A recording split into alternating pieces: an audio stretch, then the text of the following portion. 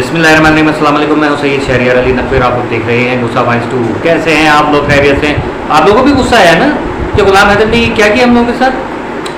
हैदर, तुम्हें शर्म नहीं आई? सीमा को तुमने सऊदीया बुलाया, उस सोफे पे बिठाया तुमने, और वही सोफा दिखाने के बाद उसको वहां पर भेज दिया। लोग देखते नहीं है कि क्या चल क्या रहा है। सीमा इंडिया में थी जब ये इसने ड्रेसेस पहने सारे, और वो इंटरव्यू की भी तस्वीर कट करके, और हैदर जहाँ से उसने सोफा छोड़ा है ना वो जगह कट करके वहां पर सीमा को आगे लगा दिया, और सीमा है सोफे पे बैठी हुई है। अबे भाई, सोफे पे बैठना किसे कहते हैं और सोफे के आगे तस्वीर लगाना किसे कहते हैं? सीमा के यहाँ पर वो उसका हैंड रेस्ट आ रहा है इधर इधर, ठीक है। और जब बंदा बैठा होता है ना तो उसकी कमर पे हैंड रेस्ट आता है, उसके थोड़ा सा ऊपर हाइट के हिसाब से, ठीक। अब वो सीमा बैठी हुई किधर मुंह करके, वो सोफे का एंगल कुछ और है, सीमा का एंगल कुछ और है, और लगा दिया भाई कि देखो सीमा हैदर जो है वो सऊदीया गई थी पहले, और फिर इंडिया आई और हैदर ने भेजा है, और उस जब भी जो है ना वो सीमा के घर वालों के ऊपर कोई केस नहीं कर रहा। बहुत ज़बरदस्त किस्म की लॉजिक। आप लोगों का ट्यूशन सेंटर किधर है वो बताइए, ताकि हम भी वहाँ पर आए आप लोगों से जो है वो क्लासेस लेने के लिए। क्या लॉजिक पेश करते हैं कि गुलाम हैदर जो है वो पागल है, और बल्कि बहुत शातिर है, बहुत बड़ा रैकेट चल रहा है। क्यों? अयोध्या में राम मंदिर को जो है वो गिराने के लिए गुलाम हैदर ने सीमा हैदर को भेजा है। वाह गुलाम हैदर, तुमने तो बड़ा ज़बरदस्त काम किया यार। तुमने सीमा को पहले सऊदीया बुलाया जबकि उसकी टिकट दुबई की थी। ये समझ में नहीं आ रहा है। और वही सोफा जो है वो इंडिया में भी पहुंच जाता है और सीमा के बैग में भी लगा दिया गया। वाह क्या ज़बरदस्त बात है यार। मैं कहता हूँ कि इतने ज़्यादा ज्ञानी, इतने ज़्यादा सुपीरियर, इतने नॉलेजफुल लोग, इतने ज़्यादा अक्लमंद लोग कहाँ से आते, कहाँ से? अब मुझे पता चला कि यार ज़्यादा घास खाने से जो है ना इंसान जानवर बन जाता है, इसीलिए घास को ज़्यादा खाने को मना किया गया है। ठीक है, ग्रीन वेजिटेबल यूज़ करनी चाहिए, लेकिन नॉट ऑलवेज। इंसानी ज़रूरियात के लिए, उसके जिस्म की ज़रूरियात के लिए कभी गोश्त पोस्ट भी खाना चाहिए, जो कि हमारे अल्हम्दुलिल्लाह अलाउ है। लेकिन किसी का नहीं है तो, लेकिन उसकी जब जाहिर के घास खाएंगे सारे ज़िंदगी तो यही लॉजिक निकलेगी इन लोगों की। गुलाम हैदर ये अब उस बात को भी मेरे क्लिप काट के कहेंगे कि देखो इंडियन को और हिंदुओं को जो है टारगेट कर रहा है। तुम्हारी ऐसी की तैसी कान के नीचे बजाऊं, तुम लोगों को टारगेट कर रहा हूँ मैं कमीनों। आलू है खाओ बस, ठीक है, और वो क्या कहते हैं घास खाओ बस। ये क्या है, जो घास खाएगा तो गोबर ही भरेगा दिमाग के अंदर। नो लॉजिक, कुछ भी नहीं। और मैं इन बहन को कहता हूँ जिन्होंने ये क्लिप चलाई ना, इनकी मैं बड़ी इज्जत करता हूँ। इनसे मेरी रिक्वेस्ट है कि आप खुद बताइए, एक तस्वीर अपनी खींचिए और इंटरनेट से एक सोफ़ा उठाइए और अपनी तस्वीर का बैकग्राउंड कट करके अपने आप को उस पर बिठा के दिखाइए आप, ठीक है। और उसके बाद देखिए कि क्या आप वाकई में लग रहा है कि सोफे पे बैठी नहीं है। नहीं होता ऐसा, ठीक है। अकल को हाथ मारे इंसान, लेकिन अकल किधर है? किसके पास अकल है भाई? किसी के पास अकल है ही नहीं। बस किसी ने क्लिप भेज दी, ये देखो हैदर, ओ अच्छा ये पाकिस्तानी तो बड़े शातिर हैं, और उसने गुलाम हैदर जो अपने 4 मासूम बच्चों की बलि चढ़ाएगा, और वो जाके, अब मैं आपको याद है कि शुरू दिन से जब मैं कह रहा था कि ये राम मंदिर बन रहा है, सीमा हैदर को जो वहाँ पर जिस तरीके से प्रमोट किया जा रहा है, कल कुछ हो गया तो क्या होगा?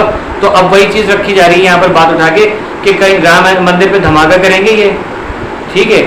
और उसके बाद कहेंगे पाकिस्तान ने करवाया क्योंकि सीमा हैदर यहाँ पर आई हुई है और सीमा हैदर ने ये हरकत की है। सीमा को बच्चों को डाल देंगे जेल, या सीमा को मार दिया जाएगा बच्चों के समय नाउजुबिल्लाह। और उसके बाद, सॉरी अल्लाह माफ़ करे, और उसके बाद क्या कहा जाएगा कि ये देखो कि इसने खुदकुशी कर ली कि पकड़ी ना जाए। तो गुलाम हैदर जो है उसको भारत में बुलाया जाए किसी तरीके से, ताकि इसको अरेस्ट करें और इसके ऊपर इल्ज़ाम ठहरा दें।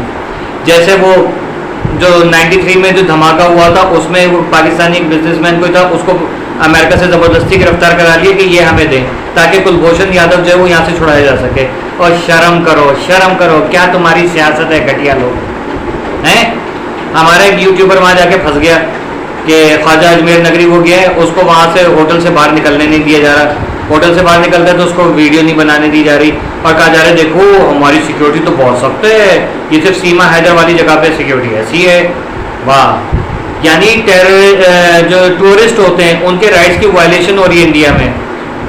जबकि टूरिस्ट पाकिस्तान आते हैं तो उनको, इंडिया से टूरिस्ट जो पाकिस्तान आते हैं उनको फुल आज़ादी होती है, व्लॉग बनाए, सब कुछ करें, वो आज़ादी से घूम रहे, कोई इनके पीछे सिक्योरिटी फोर्सेज नहीं लगी हुई होती, ना पुलिस वाले। लेकिन यहाँ पर उसको महसूस करके रखा हुआ करें हमारी सिक्योरिटी इतनी आला है। वाह वाह वाह वाह। इंडिया में एक और नेग्लिजेंसी हो रही है भाई। देखें अरशद सोगन म्यू जो कि बहुत इंडिया इंडिया करते थे हमारे, वो भाई उनको वहाँ पर जाके कैद कर लिया गया है, ठीक है। और ना वो दादा दरबार के, वो सॉरी क्या कहते हैं, ख्वाजा अजमेर नगरी की वीडियो बना सकते हैं, ना वहाँ पर खड़े होकर ब्लॉग कर सकते हैं, और ना वहाँ से आने जाने में कोई ब्लॉग कर सकते हैं। जबकि दुनिया जहाँ के जो यूट्यूबर्स हैं वो कर सकते हैं, लेकिन कोई नहीं कर सकता, तो उसका नाम है वो पाकिस्तानी यूट्यूबर। ठीक है, ये देख लीजिए टूरिज्म की जो टूरिस्ट की जो राइट्स होते हैं उसकी वायलेशन इंडिया में हो रही है। अरशद सोगन म्यू ने जो है वो क्या किया कि इंडिया का एक और चेहरा बेनकाब कर दिया। लीगल वे से गई हुई औरत ने बेनकाब किया था, अब लीगल वे से गया हुआ जो है बंदा उसने बेनकाब कर दिया। इसके ऊपर मैं अरशद भाई को सल्यूट करता हूँ कि क्या अरशद भाई आपने काम किया, ज़बरदस्त। अब बताइए कि फिर भी अपनी नेग्लिजेंसी को छुपाने के लिए अपनी सिक्योरिटी की वाहवाह की जा रही है।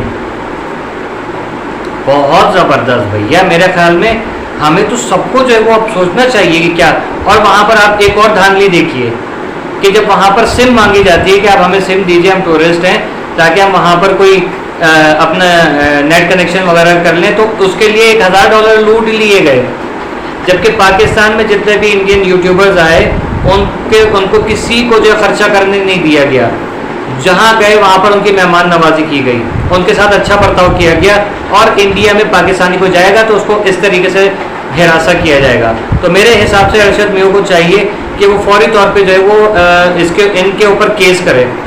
और इसके लिए आप इंटरनेशनल जो टूरिज्म की वेबसाइट है वहाँ पर जाके ये वाक़या दर्ज करें और इनके ऊपर इंडिया के ऊपर केस करें कि देखें दिल्ली पुलिस ने और वहाँ के जो लोग हैं उन्होंने किस तरीके से हिरासा करके रखा है।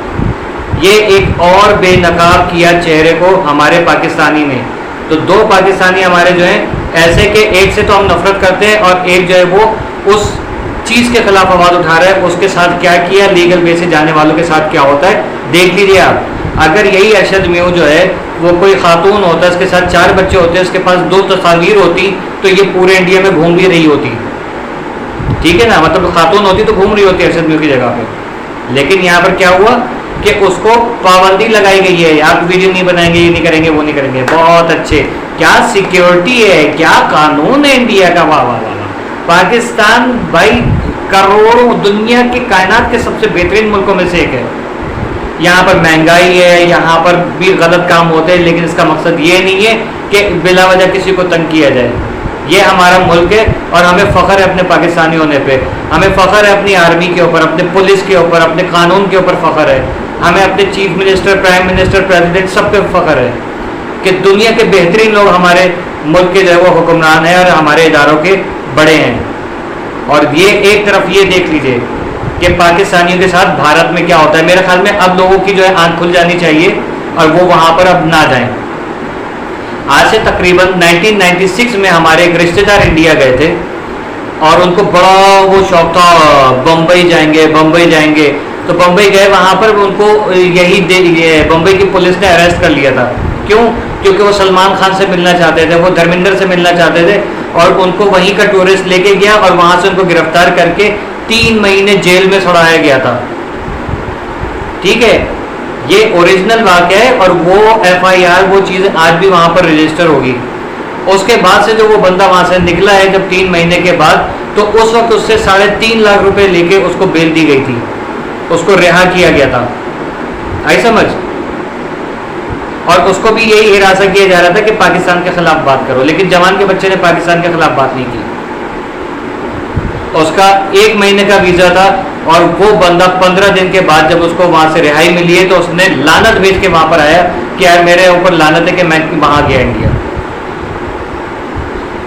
अब आप बताइए कि खुद दुनिया में मोदी गवर्नमेंट इंडिया का मजाक उड़वा रही है, आप लोग मजाक उड़वा रहे हो। जितने भी ये हैदर के नाम पे जिन्होंने चेहरे चमकाए ना, जिनके चैनल चल रहे हैं, जिनके घर के चूल्हे जल रहे हैं हैदर के नाम पे, सीमा के नाम पे और 4 मासूम बच्चों के नाम पे, आप लोग काम करना बंद करो। आपके दिमाग थक गए, आप लोग किसी और केसेस पे काम करो। नहीं, आप लोग एहसान नहीं करो, आप लोग को एहसान नहीं चाहिए कि हमने हैदर के लिए आवाज़ उठाई, हैदर ने हमें क्या दिया। ये आपकी गवर्नमेंट की प्लानिंग है कि वहाँ पर कोई धमाका करवाएगी और इन पाकिस्तानियों को जो है वो फंसा देगी। अभी अरशद गया हुआ है वहाँ पर, देखते हैं अरशद वापस आता है कि नहीं आता। अगर वापस आ जाता है तो गनीमत है, लेकिन अगर नहीं आता है तो सीमा का तो पता नहीं, लेकिन अरशद को ज़रूर फंसा देंगे क्योंकि उसकी दाढ़ी है और कहेंगे ये जिहादी है, ये मुल्ला है और इसी ने धमाका किया है क्योंकि ये यहाँ आया था। हो सकता है कि अल्लाह ना करे ये ख्वाजा गरीब नवाज के मज़ार पे धमाका करा दिया और कह के ये पाकिस्तान से ही आया हुआ था, इससे धमाका कराया है। जबकि मुसलमान कभी भी अपने मुक़द्दसात के ऊपर जो है वो जुल्म नहीं करता।